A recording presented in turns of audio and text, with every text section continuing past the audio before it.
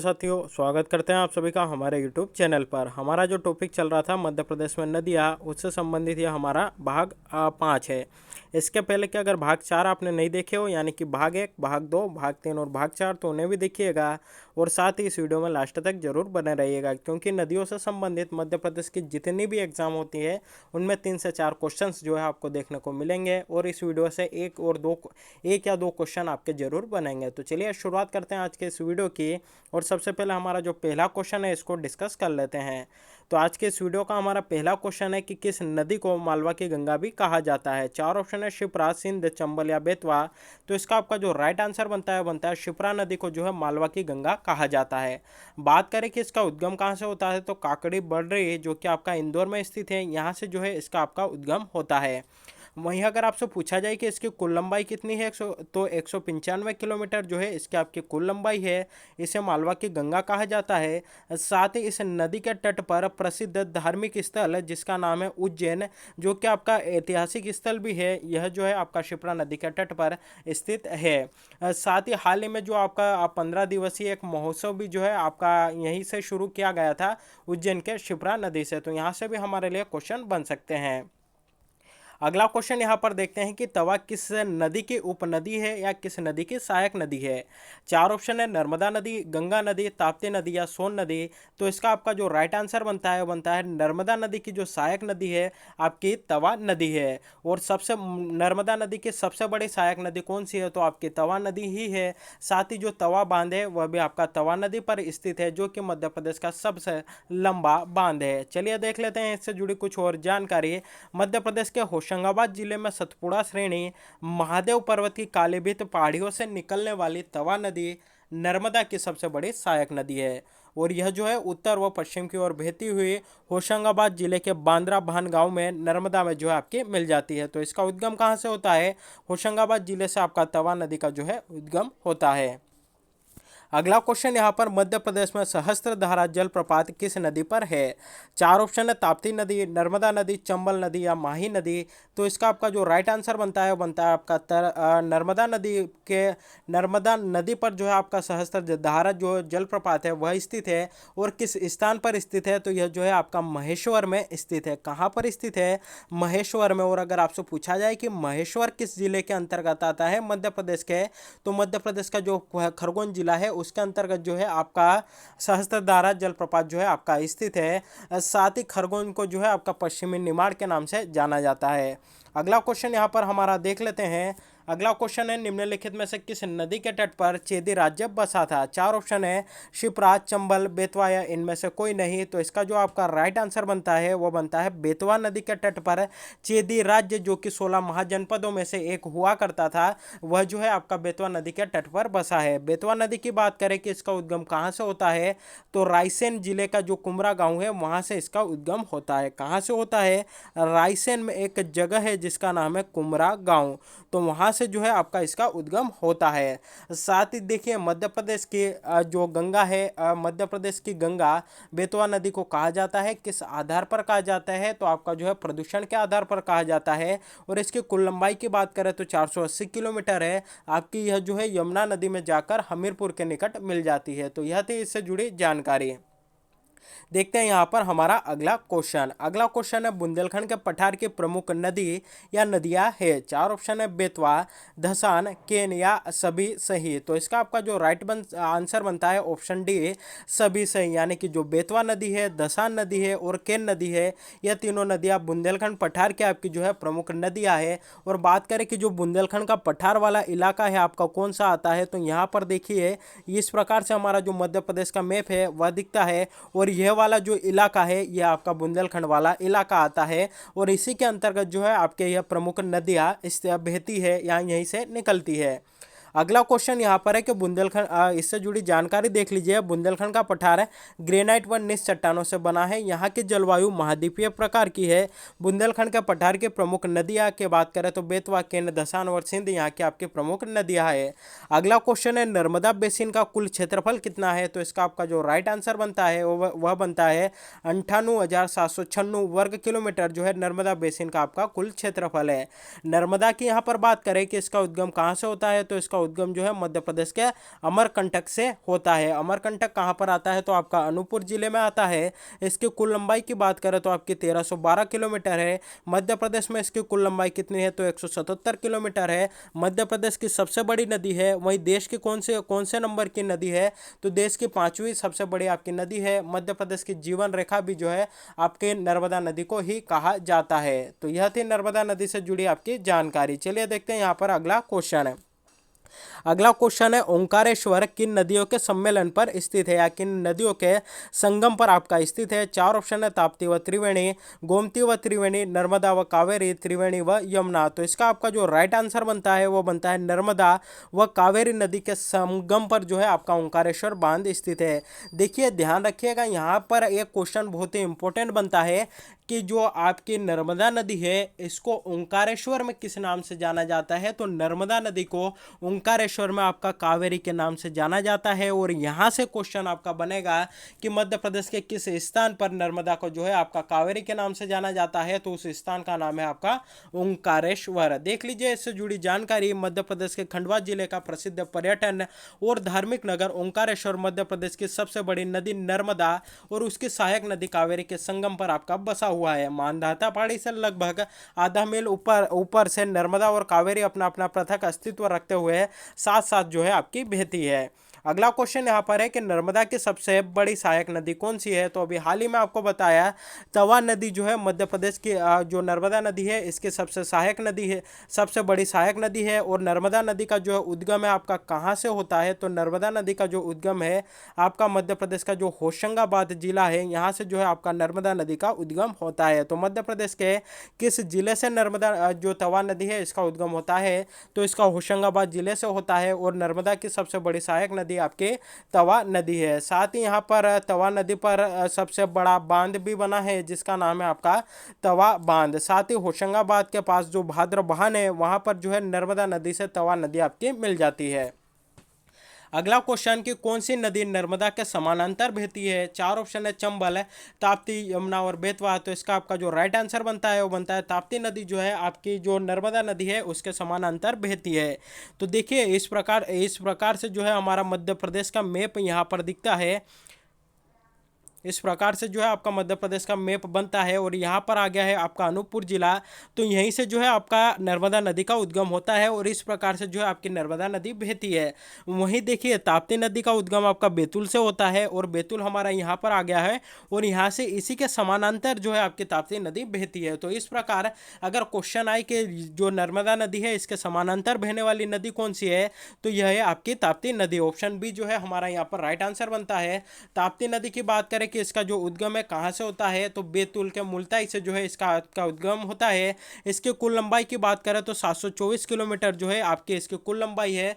Estuary का निर्माण करती है यानी कि ज्वारनद मुख का जो है इसके द्वारा निर्माण किया जाता है और खंबात की खाड़ी में जाकर ही आपकी गिर जाती है। अगला क्वेश्चन यहाँ पर है कि संगमरमर की चट्टानें किस नदी के किनारे स्थित है, तो इसका आपका जो राइट आंसर बनेगा वो बनेगा नर्मदा नदी के तट पर जो है आपकी चट्टानें जो संगमरमर की चट्टानें है वह इस नदी के किनारे ही स्थित है। साथ ही इसी नदी के किनारे एक शहर बसा हुआ है जिसे संगमरमर की नगरी के नाम से जाना जाता है और उस शहर का नाम है जबलपुर। जबलपुर को जो है संगमरमर की नगरी के नाम से जाना जाता है और किस नदी के तट पर स्थित है, तो आपका नर्मदा नदी पर यह स्थित है। देख लीजिए इससे जुड़ी जानकारी। प्रदेश की जीवन रेखा नर्मदा नदी के किनारे संगमरमर की चट्टानें आपकी स्थित है। संगमरमर की चट्टानों से निकलते हुए नदी अपनी पहली जलोढ़ मिट्टी के उपजाऊ मैदान में प्रवेश करती है जिसे नर्मदा घाटी कहते हैं, जो लगभग 320 किलोमीटर तक आपकी फैली हुई है। अगला क्वेश्चन है यहाँ पर है कि निम्न नदी को मध्य प्रदेश की जीवन रेखा के रूप में आपका जाना जाता है। 4 ऑप्शन है, महानदी, ताप्ती, नर्मदा या बेतवा। तो इसका आपका जो राइट आंसर बनता है नर्मदा नदी को मध्य प्रदेश की जीवन रेखा के नाम से जो है आपका जाना जाता है। अगला क्वेश्चन यहाँ पर देख लेते हैं कि मध्य प्रदेश की सबसे पवित्र नदी कौन सी है, तो मध्य प्रदेश की जो सबसे पवित्र नदी माना जाता है वह नर्मदा नदी को ही माना जाता है। साथ ही मध्य प्रदेश की जीवन रेखा भी इसको कहा जाता है। साथ ही इसका जो प्राचीन नाम है वह रेवा मिलता है। रेवा के नाम से भी जो है आपको इसका जाना जाता है। अगला क्वेश्चन यहाँ पर है कि निम्न में से कौन सी नदी पन्ना बाघ अभ्यारण्य से गुजरती है। तो देखिए सबसे पहले तो हमें यह क्लियर होना चाहिए कि पन्ना बाघ अभ्यारण्य आपका कहाँ पर स्थित है। तो चूंकि यहाँ पर आगे नाम पन्ना आ गया तो इससे जाहिर होता है कि यह जो पन्ना बाघ अभ्यारण्य है हमारा कहाँ पर स्थित है, तो पन्ना में ही स्थित है। तो चार ऑप्शन है केन, बंजर, हालोन या चरणगंगा। तो इसका आपका जो राइट आंसर बनेगा वो बनेगा ऑप्शन ए, केन नदी जो है आपके पन्ना बाघ अभ्यारण्य से आपकी गुजरती है। तो पन्ना बाघ अभ्यारण्य से आपकी कौन सी नदी गुजरती है, तो केन नदी जो है आपकी इसी अभ्यारण्य से गुजरती है। वहीं अगर आपसे पूछा जाए कि जो चरणगंगा नदी है आपकी किस अभ्यारण्य से गुजरती है या किस राष्ट्रीय उद्यान से गुजरती है, तो मध्य प्रदेश का जो बांधवगढ़ राष्ट्रीय उद्यान है उससे जो है आपकी चरणगंगा नदी गुजरती है। तो केन नदी पन्ना राष्ट्रीय उद्यान से गुजरती है और चरणगंगा जो नदी है बांधवगढ़ राष्ट्रीय उद्यान से आपकी गुजरती है। साथ ही ये जो आपका पन्ना राष्ट्रीय उद्यान है इसको जो है भारत का दूसरा सरिस्का राष्ट्रीय उद्यान भी जो है आपका माना जाता है। साथ ही अगर आपसे पूछा जाए कि सरिस्का राष्ट्रीय उद्यान कहाँ पर स्थित है, तो जो आपका राजस्थान राज्य है वहां पर सरिस्का राष्ट्रीय उद्यान आपका स्थित है। चलिए देखते हैं यहाँ पर हमारा अगला क्वेश्चन। अगला क्वेश्चन है तवा जलाशय के मध्य स्थित है, यानी कि जो तवा जलाशय है किन दो अभ्यारण्यों के या किन दो बांधों के बीच आपका स्थित है। चार ऑप्शन है सतपुड़ा राष्ट्रीय उद्यान और बोरी अभ्यारण्य। अगला है कोलार और हलाली बांध, रानी अवंतीबाई सागर एवं सुक्ता सागर, व्यारमा एवं बरना नदियों के बीच। तो इसका आपका जो राइट आंसर बनता है वो बनता है तवा जलाशय जो है सतपुड़ा राष्ट्रीय उद्यान और बोरी अभ्यारण्य के बीच आपका स्थित है। ऑप्शन ए जो है हमारा यहाँ पर राइट आंसर बनता है। मध्य प्रदेश के होशंगाबाद जिले में सतपुड़ा श्रेणी की कालीभीत पहाड़ियों से निकलने वाली तवा नदी नर्मदा नदी की आपकी सहायक नदी है। तवा नदी पर बने बांध से तवा जलाशय जो है आपका निर्मित हुआ है, जो होशंगाबाद जिले में ही स्थित सतपुड़ा राष्ट्रीय उद्यान तथा बोरी अभ्यारण्य के मध्य आपका स्थित है। अगला क्वेश्चन यहाँ पर चंबल, सिंध, बेतवा और के नदियाँ जो है उत्तर की ओर बहती है और किस नदी में जो है आपकी मिलती है। तो यह जो नदियाँ है आपकी यमुना नदी में जाकर मिल जाती हैं, यानी कि ऊपर जितनी भी नदियाँ हैं चंबल नदी, सिंध नदी, बेतवा नदी, केन नदी, इनके यह जो है किस नदी की सहायक नदी है, तो यमुना की जो है यह आपकी सहायक नदियाँ है। देख लीजिए इससे जुड़ी जानकारी। तो यह जो सभी नदियाँ है आपकी कहाँ पर मिलती है, तो यमुना नदी में मिलती है। जबकि मध्य प्रदेश की एक ऐसी नदी जिसका नाम है सोन नदी, यह जो है आपकी गंगा नदी में मिलती है। तो यहाँ से भी कई बार क्वेश्चन आया हुआ है कि मध्य प्रदेश की उस नदी का नाम बताइए जो कि आपकी यहाँ पर मिलती है, गंगा नदी में मिलती है, तो उसका नाम है आपका सोन नदी है। अगला क्वेश्चन महेश्वर किस नदी के किनारे पर स्थित है एक सुंदर शहर है। तो चार ऑप्शन है गंगा, नर्मदा, ताप्ती या माही। तो इसका आपका जो राइट आंसर बनता है नर्मदा नदी के तट पर जो है आपका महेश्वर जो है स्थित है। और मध्य प्रदेश के किस जिले के अंतर्गत आता है, तो मध्य प्रदेश का जो खरगोन जिला है उसके अंतर्गत आता है। पर्यटक स्थल के साथ साथ जो है आपका ऐतिहासिक स्थल भी है। और 1818 में जो होलकर वंश की एक प्रसिद्ध महारानी हुई देवी अहिल्याबाई होलकर, उनके द्वारा जो है महेश्वर को अपनी राजधानी भी बनाया गया था। तो यहाँ से जो महेश्वर से संबंधित जो क्वेश्चन है इस प्रकार से जो है आपके आ सकते हैं। अगला क्वेश्चन यहाँ पर देखते हैं महेश्वर मध्य प्रदेश के खरगोन में स्थित एक ऐतिहासिक नगर तथा प्रसिद्ध पर्यटन स्थल है। यह नर्मदा नदी के किनारे बसा है। यह शहर अपनी महेश्वरी साड़ियों के लिए भी जो है विशेष रूप से आपका प्रसिद्ध है। रामायण काल में महेश्वर को महेशमती के नाम से भी जो है आपका जाना जाता था। अगला क्वेश्चन यहाँ पर है कि जो गुना जिला है किस नदी से विभाजित होता है, या किस नदी के द्वारा जो गुना जिला है इसको दो भागों में आपका बांटा जाता है।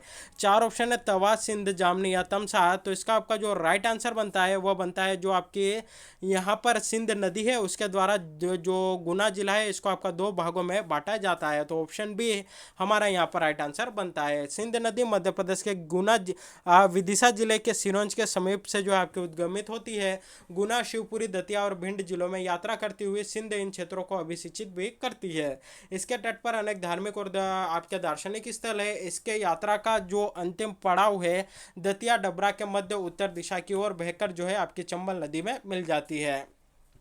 साथ ही देखिए यहाँ पर गुना जिले की बात आई है तो अभी करंट में एक जो मध्य प्रदेश का करंट अफेयर्स था उससे संबंधित कुछ महत्वपूर्ण बात बता देता हूँ कि जो गुना जिला है पूरे देश भर में जो है आपका धनिया उत्पादन में प्रथम स्थान पर आया है। पूरे देश भर में धनिया जो है पहले स्थान पर आपका आया है और यह जो है 20 से 25% पूरे देश भर में जितना धनिया उत्पादन होता है उसका 20 से 25% तक जो धनिया है हमारा अकेला जो गुना जिला है वह उत्पन्न या उत्पादित करता है। तो यहाँ से भी क्वेश्चन क्वेश्चन हमारे लिए बन सकता है। चलिए देखते हैं यहाँ पर हमारा अगला क्वेश्चन। अगला क्वेश्चन है, निम्न नदियों में से कौन सी सतपुड़ा और विंध्य पर्वतमालाओं के बीच आपकी बहती है? तो इसका आपका जो राइट आंसर बनता है वह बनता है नर्मदा नदी। ऑप्शन बी यहाँ पर राइट आंसर बनता है। अगला क्वेश्चन, मध्य प्रदेश विधानसभा ने मध्य प्रदेश की कौन सी पहली नदी को जीवित इकाई जो है आपका घोषित किया है? नर्मदा, चंबल, बेतवा या शिप्रा? तो इसका आपका जो राइट आंसर बनता है वो बनता है नर्मदा नदी को जो है मध्य प्रदेश विधान सभा ने जो है आपका यहाँ पर जीवित इकाई जो है आपका घोषित किया है। देख लीजिए इससे जुड़ी जानकारी। तो मध्य प्रदेश के मुख्यमंत्री शिवराज सिंह चौहान ने मध्य प्रदेश की जीवन रेखा नर्मदा नदी को जीवित इकाई घोषित किया है।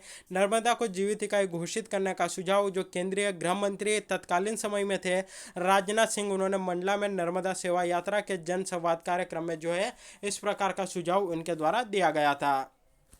अगला क्वेश्चन है, मध्य प्रदेश के अलावा बेतवा नदी कहाँ बहती है? चार ऑप्शन है, गुजरात, महाराष्ट्र, उत्तर प्रदेश या छत्तीसगढ़।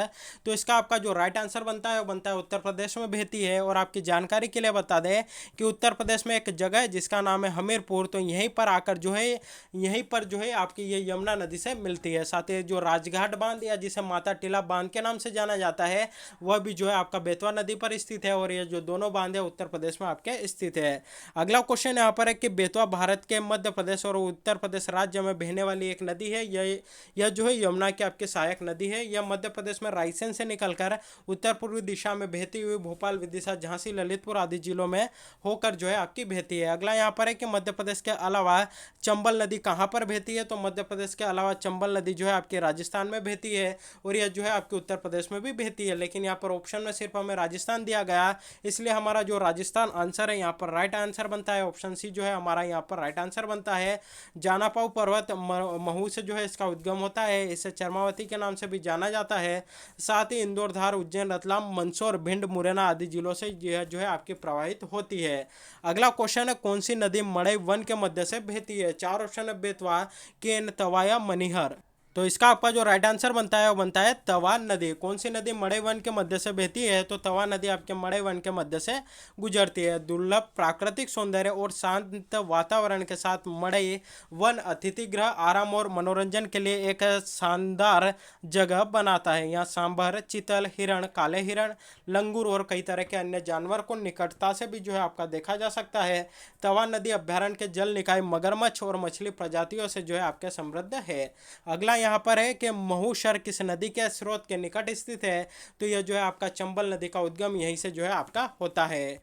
साथ ही जो आपका एक और नदी है शिप्रा नदी, उसका भी जो है आपका उद्गम यहीं से होता है। तो दो नदियों का जो उद्गम है आपका यहीं से होता है। लेकिन जो ज़्यादा किसके पास में है? तो आपका चंबल नदी का उद्गम के ज़्यादा पास में है। तो यहाँ पर देख सकते हैं। साथ ही 2003 में जो आपका महू है इसका नाम बदलकर जो प्रदेश सरकार है उनके द्वारा डॉक्टर अंबेडकर नगर कर दिया गया था।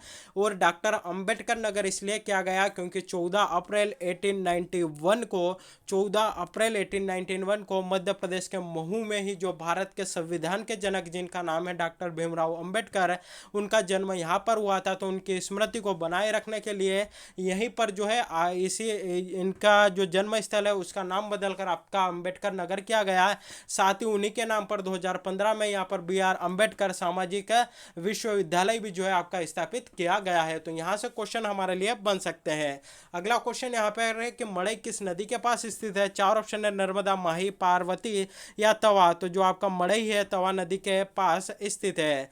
साथ ही आपके जानकारी के लिए बता दें तवा नदी का उद्गम कहाँ से होता है? आपका होशंगाबाद जिले से होता है। किस नदी की सहायक नदी है? नर्मदा नदी की आपकी सहायक नदी है। साथ ही होशंगाबाद जिले के सतपुड़ा के जंगल में स्थित मड़ई को जो है मध्य प्रदेश के इको टूरिज्म स्पॉट में से एक भी जो है आपका मड़ई को जो है इसके आपका स्पॉट टूरिज्म के लिए जाना जाता है।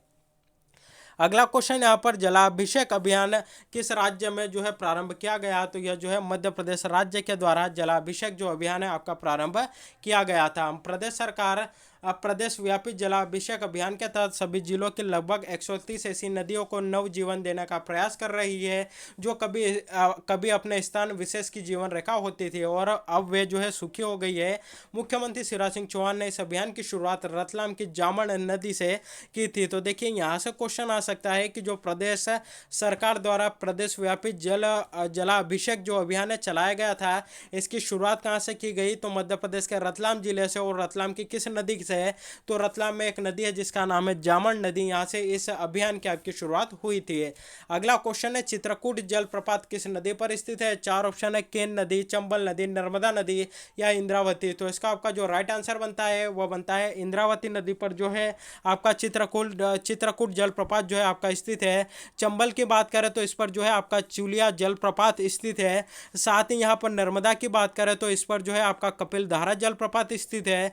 दुग्धधारा जो जलप्रपात है वह भी आपका इसी पर स्थित है। भेड़ाघाट में जो भेड़ाघाट जलप्रपात है वह भी आपका भेड़ाघाट में आपका जो धुआंधार जलप्रपात है वह भी आपका नर्मदा नदी पर स्थित है। साथ ही सहस्त्रधारा जलप्रपात वह भी आपका नर्मदा नदी पर स्थित है। मानधाता जलप्रपात वह भी आपका यहीं पर स्थित है। साथ ही दर्दी जलप्रपात वह भी आपका नर्मदा नदी पर स्थित है। तो यह नर्मदा नदी पर कुछ प्रमुख जलप्रपात स्थित है जिनके नाम यहाँ पर आपको बता दिए हैं। चचाई जलप्रपात देख लीजिए बिहड़ नदी पर स्थित है और किस क्षेत्र में आता है? रीवा में आता है। और मध्य प्रदेश का सबसे ऊंचा जलप्रपात आपका यही है और कितना मीटर ऊंचा है? तो 130 मीटर आपका ऊंचा है। कपिलधारा जलप्रपात नर्मदा नदी पर है, अनूपपुर में बनता है। धुआंधार जलप्रपात नर्मदा भेड़ाघाट जबलपुर में इसका निर्माण होता है।